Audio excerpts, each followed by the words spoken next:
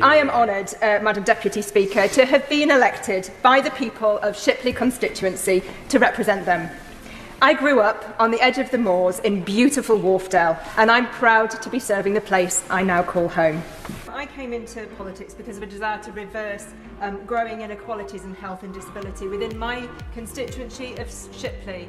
I'd like to ask the Minister what support the government can offer to bolster the efforts of local authorities like Bradford in stamping out violence against women and girls in our communities. But does the Honourable Lady agree that further action is needed to ensure that those carers who are juggling work and care can continue to stay in employment, avoiding the poverty trap you described? In my constituency of Shipley, I met a man who had been told he needed urgent surgery on his leg. 18 months later, he was still waiting and had to give up work.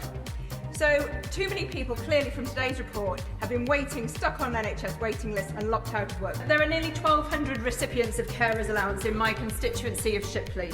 The current earning limit leaves people vulnerable to accidentally accruing overpayments if they become ineligible for carers allowance.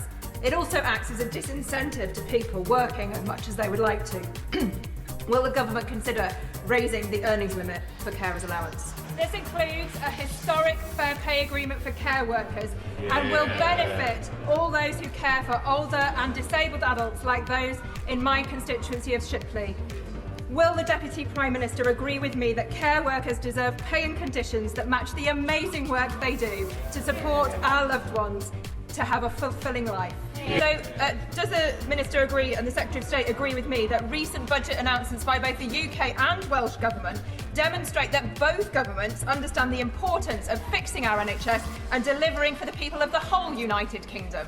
So it was therefore a bit of a shock to learn that raw sewage was being regularly dumped in our rivers some 1,753 times in 2023. I don't think that's quite top of the poops, but it's not far off. So I just wondered if the Minister would agree with me that these problems are national issues and that we really need to make sure that we are tackling this not only with South West Water but the likes of Yorkshire Water to make sure that these sewage outflows stop in future. Would my right honourable friend join me in wishing Bradford 2025 well, and would she consider granting time for a debate on the contribution of northern cities to our British culture? A blind runner and his guide who live in Bingley in Shipley constituency have won a medal in the Paralympics competing under the refugee flag.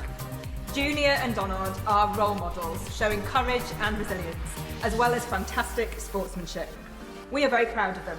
Can I ask the Leader of the House to make room in government time to debate how we support future Paralympians, including refugees who settle in this country? Thank you.